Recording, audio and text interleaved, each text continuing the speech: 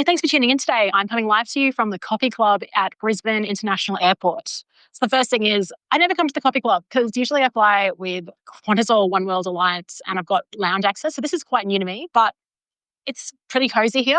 I've got a seat. This morning was anything but cozy, to be honest. And it's amazing, like all the year I've been thinking about what to pack and everything else. And I've had this sort of box in a spare bedroom that I've just thrown stuff in. But when it comes to actually landing the plane and packing it, super tough. And I'm at 17 kilograms for my check-in. And I think my carry-on's probably around 6 or 7. When we actually have to go on the hike, I have to reduce that to 10 kilograms. Plus, we'll have an extra sleeping bag liner, and all this other stuff, all my waterproof gear. So just mathematically, I don't know how this is going to work. But a lot of the stuff I brought over actually isn't clothing, it's medicine. And that's coming on my carry-on because it's something that you just can't afford to lose. I mean, maybe I could because I think over in Nepal at the pharmacies, you can just get any medication you like without prescription.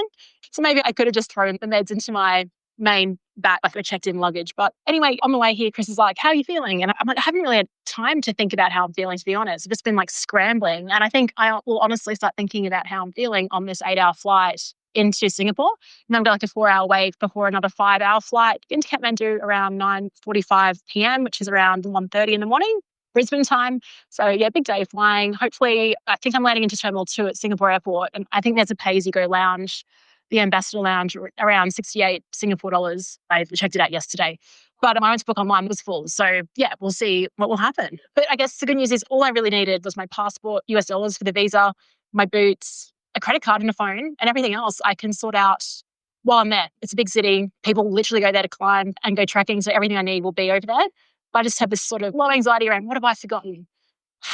Anyway, I think it's because I haven't had like a proper coffee yet. So once I get this, I mean, this coffee club is really busy. So once I get that, that'll be okay. So now from here, my podcast producer, Princess, WhatsApping her right now.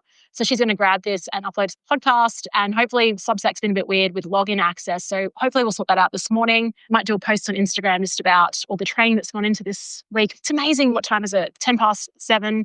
I think boarding will be at around 8:15. I just feel like I don't have enough time, which is insane.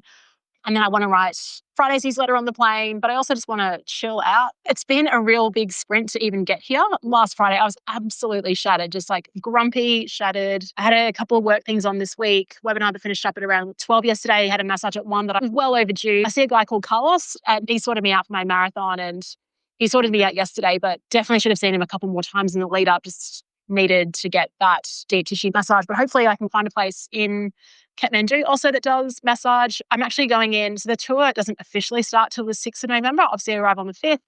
So I'll have a spare day. Hopefully I can just sleep in. I want to get my bearings, try some nice Nepalese tea, ginger tea, lemon tea, sit in a cafe, obviously go shopping and pick up some gear. And that is basically all I need to do on Thursday, and obviously meet up with the group as well. I think there's a few of us in the group that are at Brisbane Airport right now, and I will find them, but first just, need to settle in and figure out where I am. I also have some really exciting news on the work front, but I'll probably release that once I've signed the document that I'm meant to sign. I think that's probably what you're meant to do in terms of like keep it commercially confident up until that point. So yeah, really exciting. My year is already booked out. Feels like for next year, I'm going to Queenstown with a really good friend on the 1st of Jan. I'm really looking forward to that. She's so much fun.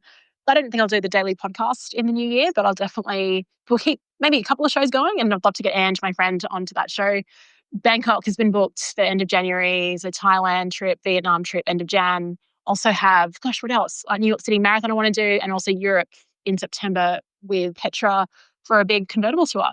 So it feels like the year's already just booked out, plus this work thing that I've got on, this commitment, which will be going live in October next year.